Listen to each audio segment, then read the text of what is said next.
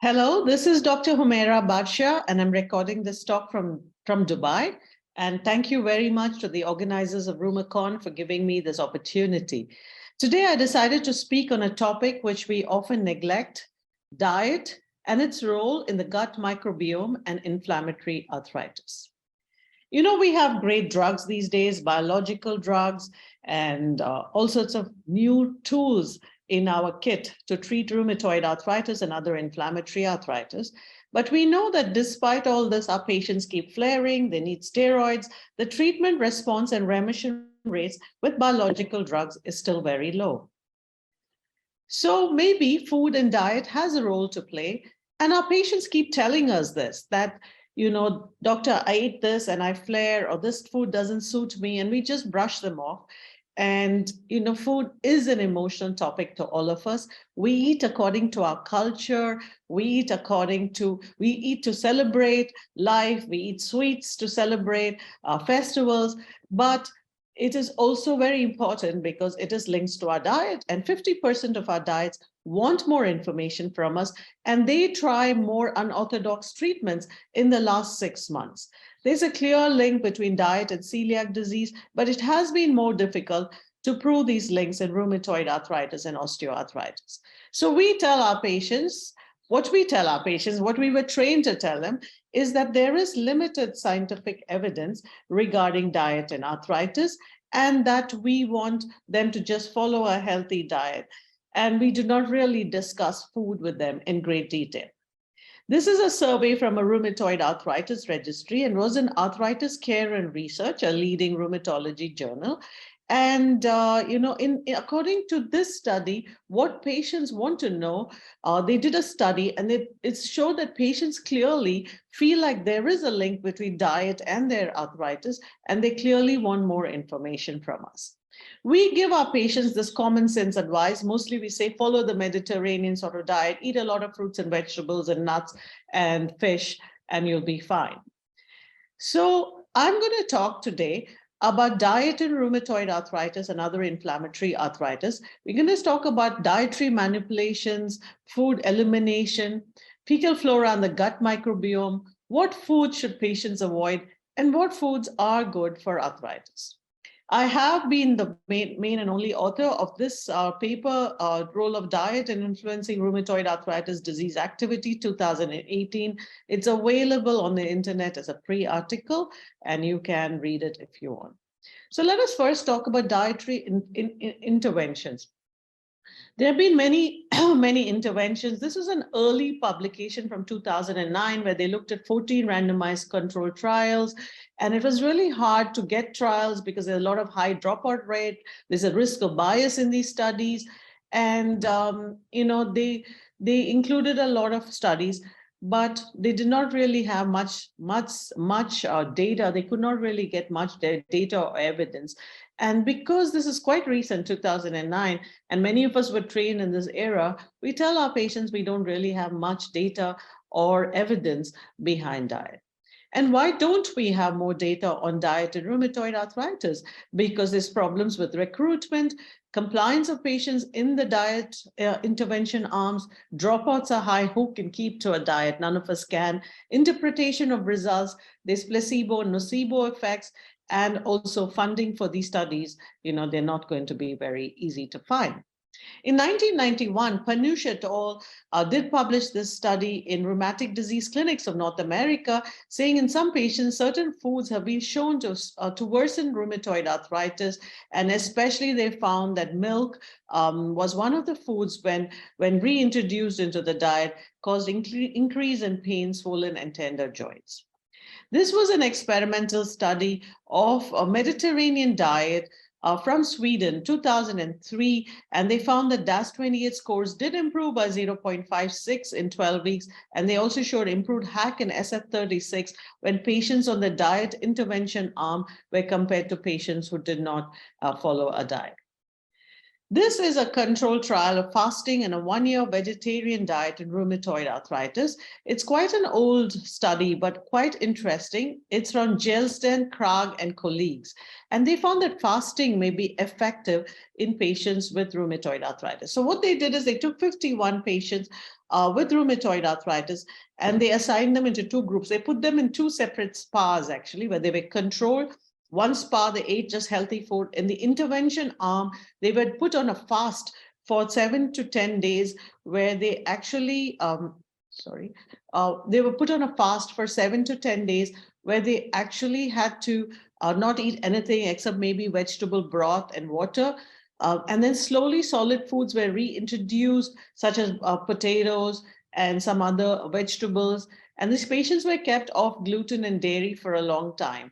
And after 3 months, when gluten and dairy was reintroduced, if the patients fled, they were again taken off it. So they made sure they had enough vegetables, and small amounts of food were introduced slowly. And so they found that these patients who were in the intervention arm, as compared to the other group in the other spa, had improvements in almost all parameters, including swollen and tender joints.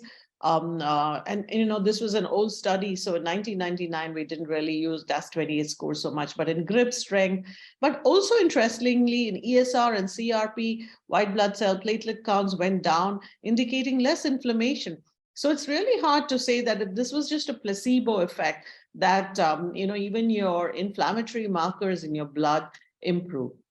So 12 out of the 27 patients in the experimental diet improved, with only 2 out of 26 patients in the control group improving. And after the study period, interestingly, they stayed better even up to 1 year after their fasting period of 3 to 5 days. And they were feeling very well even after 1 year, even after they started eating normally. So the reasons which we think that patients may improve was, one is psychological or placebo effect, but it's interesting to note that the positive effects persisted even after the diet was discontinued. Maybe some patients do have food allergies. Maybe there's an effect that they were malnourished and hence the immune system was suppressed and not so active.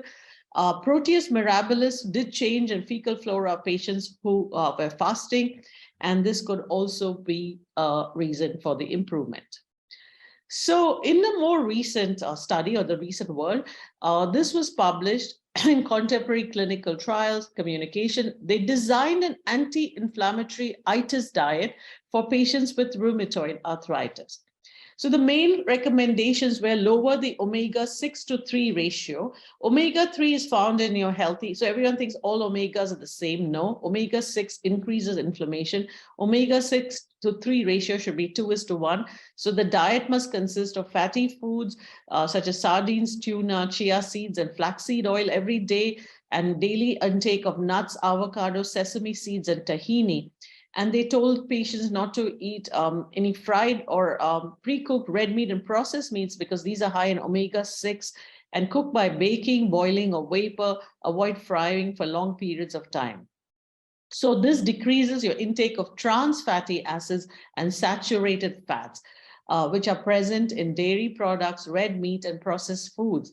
So interestingly, not all fats are bad. We were told that not to eat fatty foods, but monounsaturated fats are found in nuts, avocado, sesame, and olive oil, and have a beneficial effect in rheumatoid arthritis. And patients are supposed to be encouraged to eat these, encouraged to eat more tuna, and vegetarian sources of omega-3 are chia seeds and flaxseed oil. The second thing was to encourage a good bacteria in your intestine. You need a prebiotic diet, and the prebiotic diet comes from increase in dietary fiber, whole grains, and fruits and vegetables.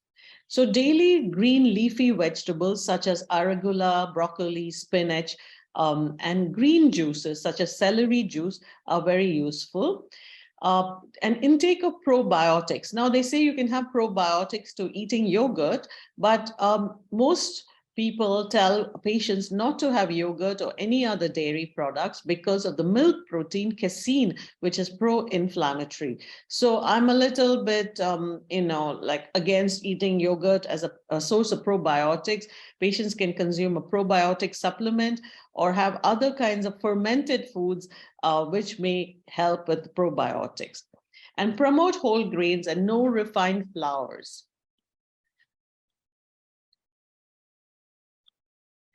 Substitute vegetables with potential anti-inflammatory properties. So the Solanaceae vegetables contain glycoalkaloids, and glycoalkaloids increase intestinal permeability, allowing toxins to get into and be exposed to your immune system. So avoid the consumption of eggplant, tomatoes, and potatoes, and increase consumption of garlic, onion, carrots, pumpkin, zucchini, or green leafy vegetables. Vegetables with phytochemicals were suggested to have high anti-inflammatory properties, such as garlic, onions, pumpkins, zucchini, carrots, and green leafy vegetables such as spinach. So these are the eggplant, tomatoes, and potatoes, which our patients call the nightshade vegetables, should be avoided. A lot of our patients will come and say, when I eat tomatoes, I feel worse. So this is sort of a problem with Indian and Pakistani cooking because we use a lot of tomatoes, we use a lot of yogurt, we use a lot of gluten. So these are some issues which we have to confront. The condiment with anti-inflammatory properties, they do encourage things which we use a lot in our cooking, such as turmeric, black pepper, and ginger. And if you combine black pepper with the curcumin or turmeric, it increases the bioavailability of turmeric. And so turmeric and black pepper should be used at the same time, but salt should be avoided. So then they say that the high digestion, they should have a lot of fiber consumption. So try to eat daily enzymatic fruits like pineapples, which is a source also of bromelain, mangoes or papayas. Of course, it's high in sugar, mangoes, but papayas are also a source of papain and other proteolytic enzymes. And don't take the consumption of large proteins in dairy products, because these are pro-inflammatory metabolites.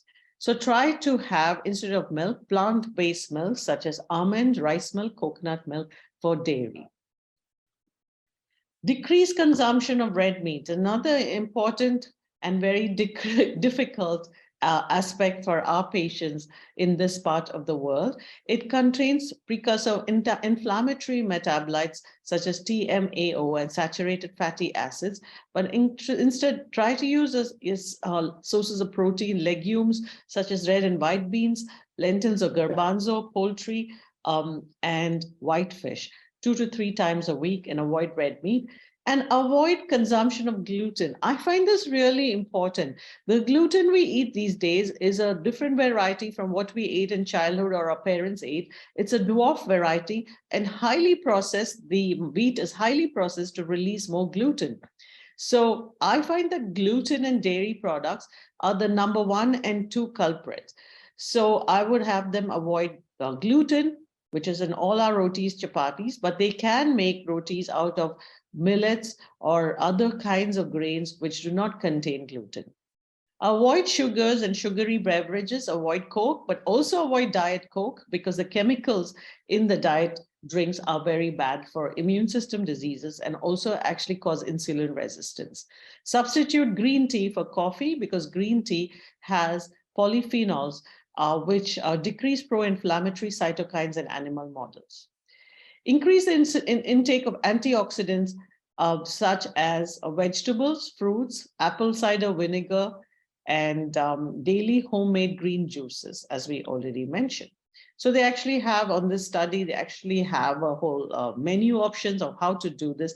And this study, they studied rheumatoid arthritis patients after exposure to an anti-inflammatory itis diet. And they found that not only did the CDAI scores and pain scores improve, but patients' gut microbiome also showed positive changes. What about fasting?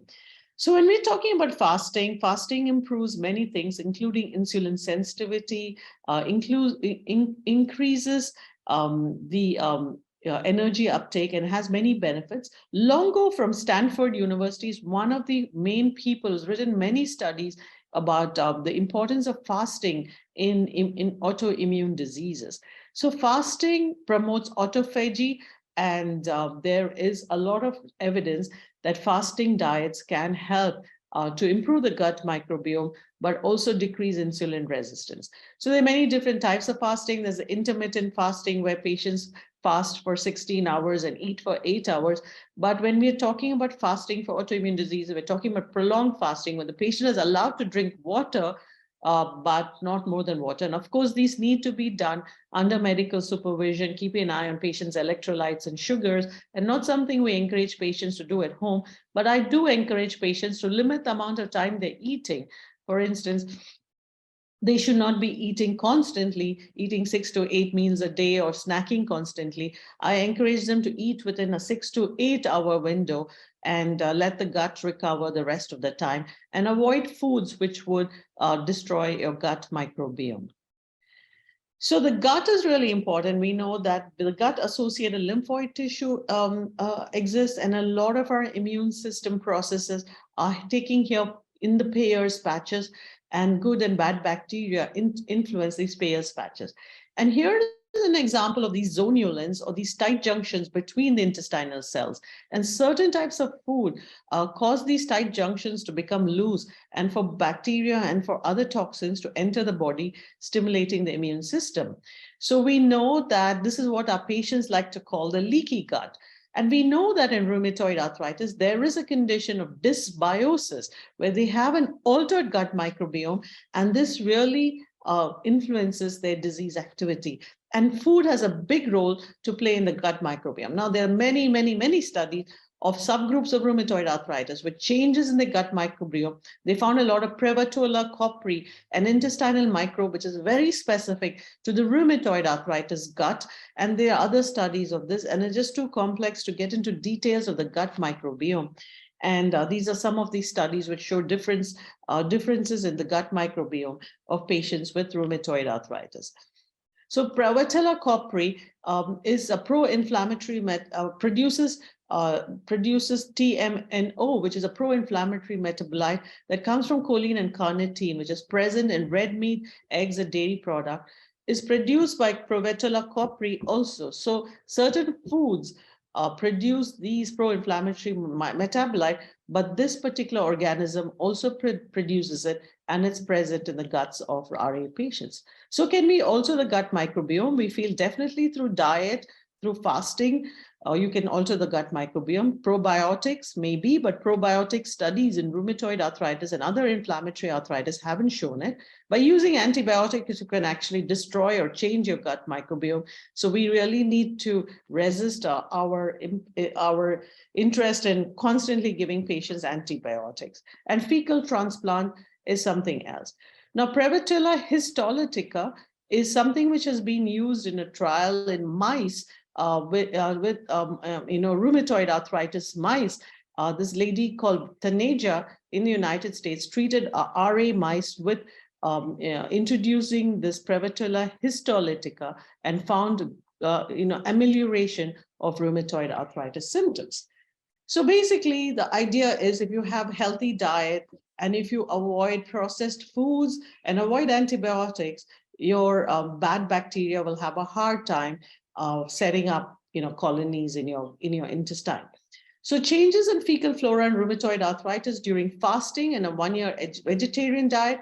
There has been this study published in 1994 where they sampled the stools of 53 RA patients, and they found significant alteration in the intestinal flora when patients changed from an omnivorous to a vegan diet. So I'm not really promoting vegan diets, but I'm promoting plant-based diets where you eat a lot more plants than you are eating now. We are all not eating enough vegetables, and sometimes the animal-based proteins seem to be the significant important part of our diet, along with grains, which we should not really be eating. So who doesn't like our rotis and kebabs?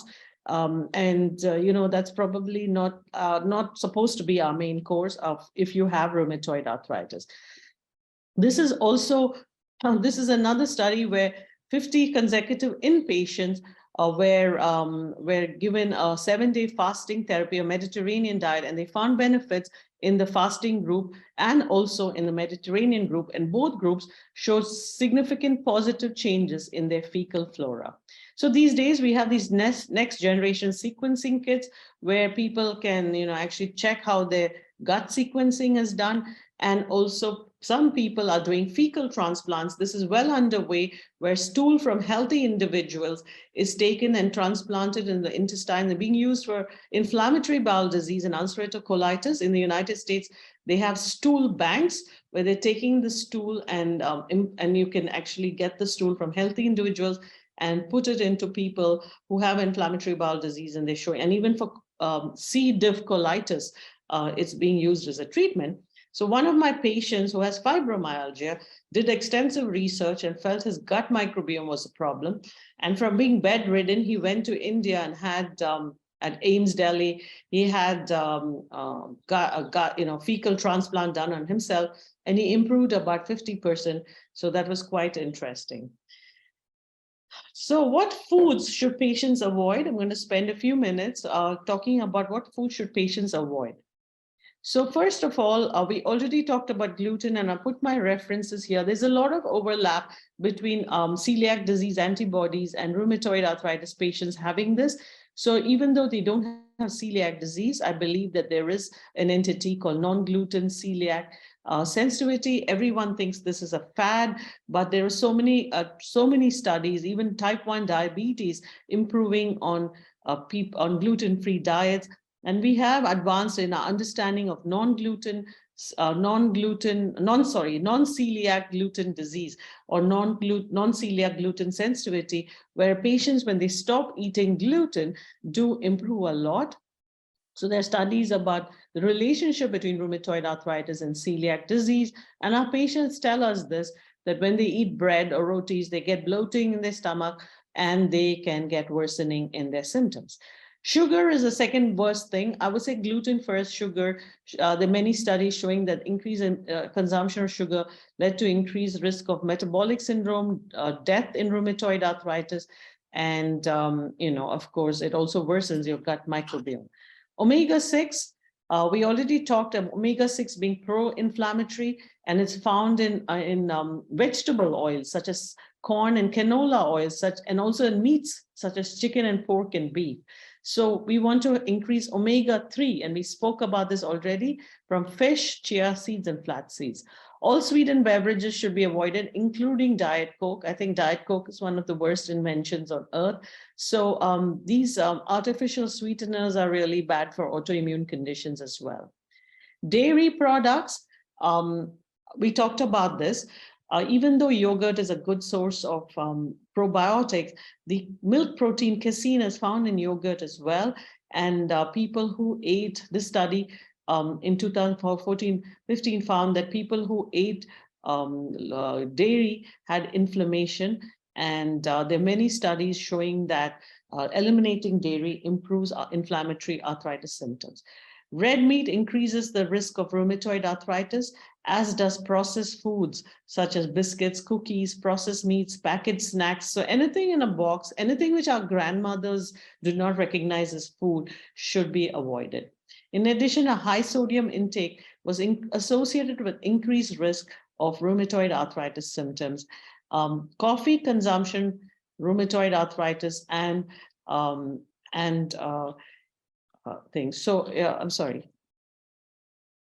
I think we skipped over a few things. So coffee consumption, there is a little, I'm sorry, a controversy about this. Some studies show that drinking 2 cups of coffee is actually good for patients with rheumatoid arthritis. But of course, I cannot emphasize enough how important in inflammatory arthritis it is to quit smoking. And we also forget this in busy clinics. When the patients are asking about diet, I like to tell them, first, stop smoking. Number 2, stop eating unhealthy foods, eating out, start eating more vegetables, avoid gluten and dairy if you can. And so that becomes a quick 5 or 6 points, and they can write that down. And it's very important also for them to avoid maybe some vegetables such as eggplants, tomatoes. So they, instead of white potatoes, they can go switch to sweet potatoes or cauliflower. Instead of peppers, they can have celeries, spinach, more spinach and carrots, and using more black pepper instead of red chili powder. So food and supplements which are good for rheumatoid arthritis is the foods which promote a prebiotic, which are the prebiotic diets, such as onion, garlic, apples, bananas, leeks, asparagus, cocoa powder, oats, and flax seeds. So if patients are taking probiotics, what I would look for is a dose of at least 50 billion. There are no studies which actually show the benefit of probiotics, and it may be because the wrong probiotics are being used. They need to be at least 10 different strains. Some studies have shown Lactobacillus casei and Acidophilus are useful. They need to be acid-resistant capsules, and if the probiotic has prebiotic fiber along with it in the capsule, that's going to be helpful as well. So if they ask what supplements they should take, I would say vitamin D for sure. And I would say maybe adding a turmeric or curcumin supplement along with a probiotic.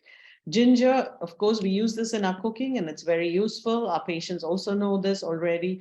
And turmeric. And turmeric, there's studies in patients with osteoarthritis that taking curcumin capsules at a dose of 1,000 milligrams per day can be useful. And I really believe in vitamin D. Most patients are deficient in vitamin D. The primary source is sunlight, but we have pigmented skin and we're not really spending time outside. So I would really keep our patients' levels about 30 nanograms. We spoke about omega-3. There are studies that methotrexate works better if omega-3 in a dose of 1,000 to 3,000 milligrams per day is added as a supplement. And fruits such as grapes, pineapple, and tart cherries also seem to decrease inflammation for various reasons. Berries are also a rich source of quercetin and rutin and can be very useful. Broccoli is particularly useful, and it's like sort of a superfood for patients, and decreases your inflammatory markers. And spinach, of course, has camphorol, which decreases inflammatory agents associated with rheumatoid arthritis. So both spinach and kale are also good sources of calcium. Olive oil decreases, but by consuming olive oil, inflammatory markers also have reduced in studies. It's very important about cooking oils. We should avoid vegetable oils, canola oils, fish oils, and flax oils. Coconut oil is a good substitute, and olive oil is also a good substitute. Sunflower and sesame oil are safer options than vegetable and canola oils. Vitamin D is my most important thing. And there's this study which says that patients who had better vitamin D levels had lower RA disease activity. This is the Humeira study from worldwide. So my take-home messages is, although we are telling our patients there's a limited role for diet in rheumatoid arthritis, there are certain diets which may help certain groups of patients. Limited or cyclical fasting, being mostly plant-based or Mediterranean diets, elimination of dairy and gluten, sugar, and red meat seem to have a role. Dysbiosis is a key factor in rheumatoid arthritis, and diet can influence the gut microbiome and can be manipulated through diet. Probiotics can play a role, but the evidence is very limited on this. And supplements with vitamin D, calcium, and omega oil could be helpful. In addition, patients can take curcumin capsules at a dose of 1,000 milligrams as well. The dose for omegas, 1,000 to 3,000 milligrams. Vitamin D has to be supplemented till levels are over 30 nanograms. And calcium is important, especially when eliminating dairy. Thank you so much for your attention.